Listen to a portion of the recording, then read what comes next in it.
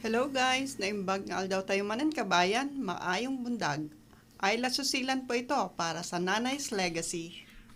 Sa episode na ito ay gagawa po tayo ng apple pie. Pero bago po tayo magsimula, halina po tayong mag-subscribe at i-click ang bell button para ma-notify kayo sa mga susunod na videos. Tara na po, simulan na po natin ang paggawa ng apple pie. To start with, in a pot, we are going to melt 1 stick of butter. See to it na nasa medium-low ang apoy para hindi masunog ang butter. Wait lang po natin hanggang sa matunaw ito. Once we melted the butter halfway, we can put in half cup of brown sugar and half cup of white sugar. The butter will melt as we go along. Stir them constantly until all is melted.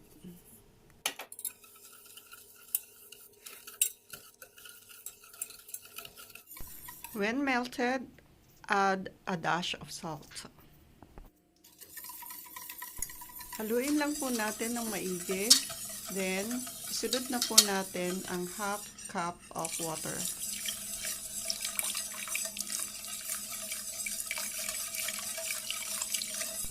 Constant stirring lang po ang gagawin natin, kagaya nito. Now, we are ready to put in our slurry, which is 2 tablespoons of water and 2 tablespoons of cornstarch.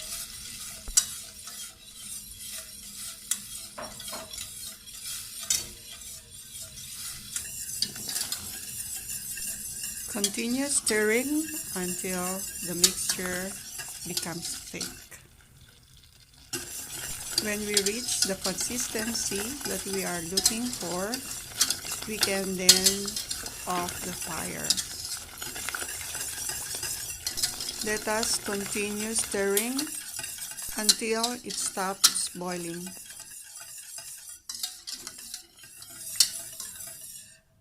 Okay, this is it, and let's set aside. From here, we're going to peel 6 apples for our apple pie. These are gala apples that are freshly picked from the orchard.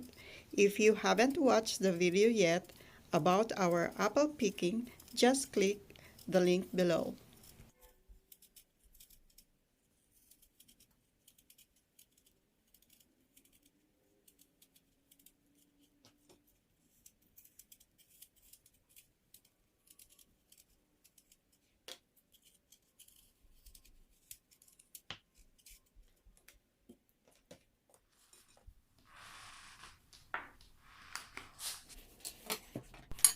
Now, we are ready to slice our apples.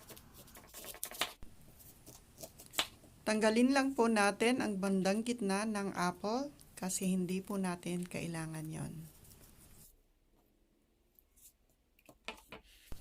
After removing the center part of the apple, then we can start slicing it thinly like this.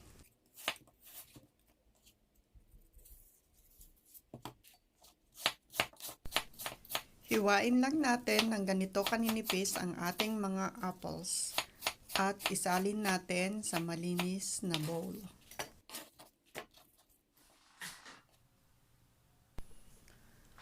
After slicing all the apples, let us now squeeze 1 or 2 tablespoons of lemon juice. We don't need to put so much because we don't want our pie to be sour. Then toss it with our apples. Now, let's coat our apples with 2 tablespoons of cinnamon powder. Haluin lang po natin ito hanggang sa evenly distributed na ang ating cinnamon powder sa ating apples.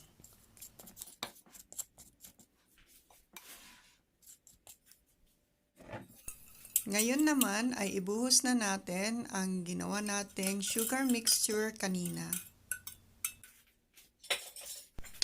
Ilagay lang po natin lahat ang mixture natin dahil eksakto lang po ang lasa nito at para wala po tayong masayang na ingredients. Next ay haluin na po natin ito hanggang sa evenly coated na ang ating mga apples.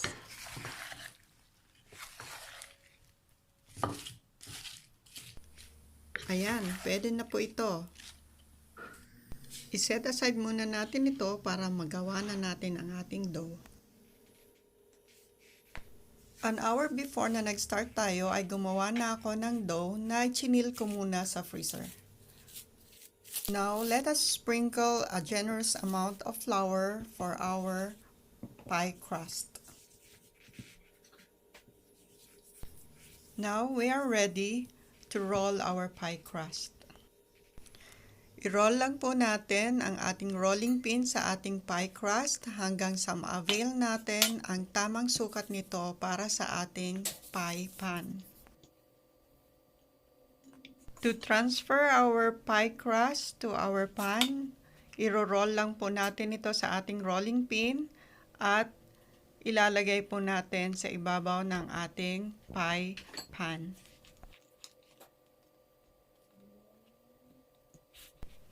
Ilapat lang po nating mabuti ang ating pie crust sa ating pan kagaya nito. At i-trim natin ang gilid ng ating crust sa pamamagitan ng ating scissors.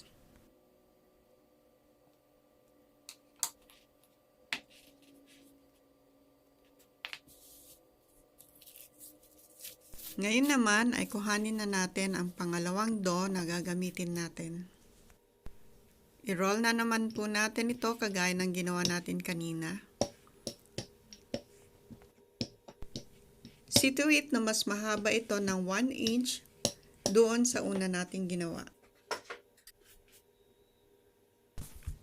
Ngayon naman ay hiwain natin into strips ang ating dough.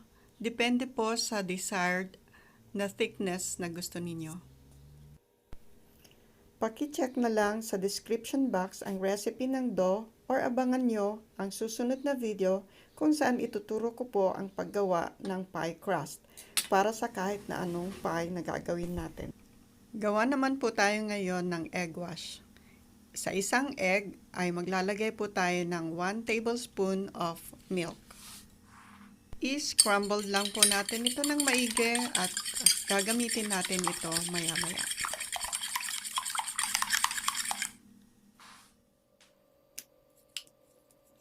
Sa tiyempong ito ay pwede na nating ilagay ang ating apple filling sa ating pan.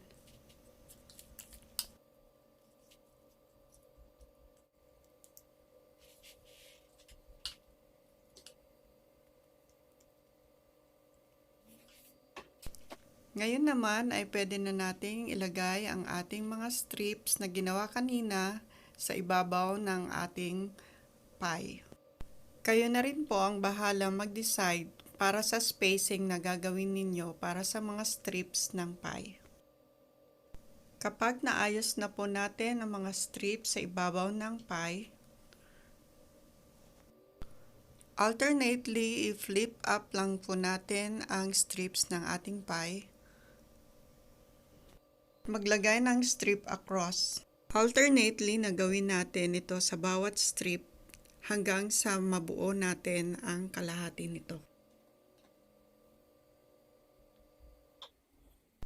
Matapos natin ang kalahating side, ay punta naman tayo sa kabilang side. Ulitin lang po natin ang prosesong ito hanggang sa mabuo na natin lahat ang ibabaw ng ating pie.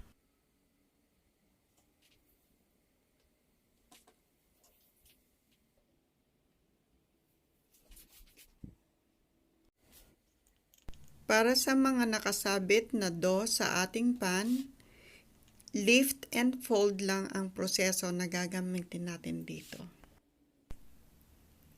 Lift and fold, lift and fold, lift and fold, hanggang sa makumpleto nating i-lift and fold ang ating mga dough sa ating pan.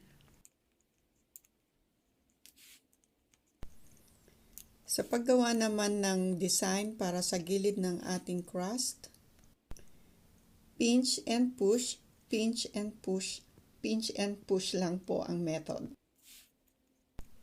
Ituloy lang po natin ang pinch and push na method hanggang sa mabuo natin ang design ng ating pie.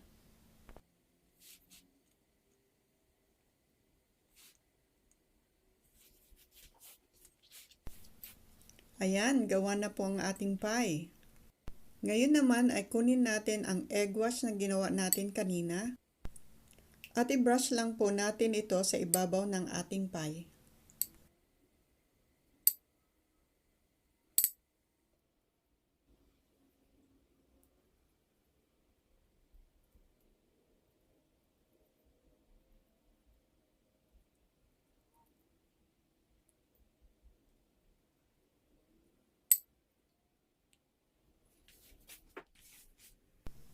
Ngayon naman ay mag-sprinkle tayo ng white sugar sa ibabaw ng ating pie. Ang sugar na ini-sprinkle natin sa ibabaw ng ating pie ay magbibigay ng sparkly and crunchy ng ating dough. Na-preheat na natin ang oven natin ng 400 degrees kanina. So, lulutuin natin ito ng 30 minutes. Then, after 30 minutes of baking, i-adjust natin ang temperature to 350 degrees. Bake it until 30 minutes more or until the dough is cooked and crunchy. Here we are. Our apple pie is done. Let it sit first for 1 or 2 hours before slicing. Pie that is being filmed. But because my hubby cannot wait for 1 or 2 hours, he's now slicing his piece.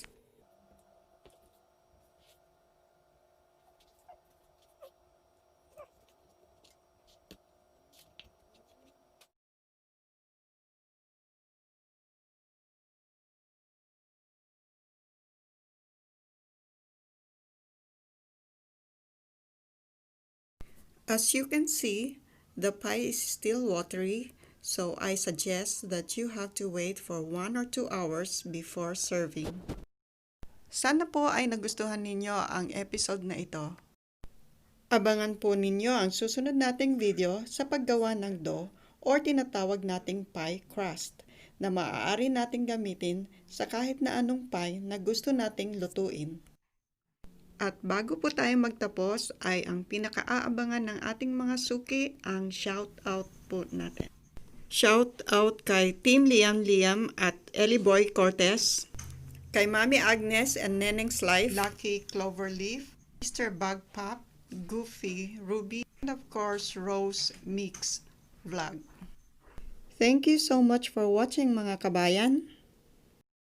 See you in my next video. Please remember to like, share, subscribe, and hit the bell button for notifications para sa mga bago nating videos. Bye!